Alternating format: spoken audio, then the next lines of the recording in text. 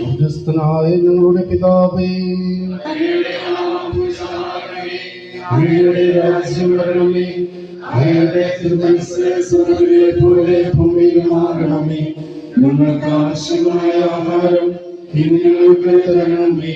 ഞങ്ങളുടെ കടക്കാരോട് ഞങ്ങൾ ക്ഷമിച്ചതുപോലെ ഞങ്ങളുടെ കടങ്ങളും പാപങ്ങളും ഞങ്ങളോട് ക്ഷമിക്കണമേ.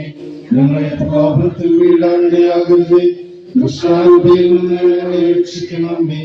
എന്തുകൊണ്ടെന്നാൽ രാജ്യവും ശക്തിയും മഹത്വവും എന്നേക്കും അങ്ങയുടേതാകുന്നു. ആമേൻ.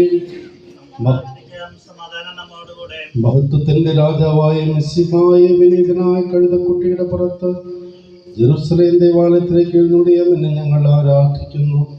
നീതിമാനും പ്രതാപവാനുമായ രാജാവെ, നിനക്ക് ഓശാന പാടിയ സിയോൻ മക്കളുടെ കീർത്തനങ്ങളോടുകൂടി ഞങ്ങൾ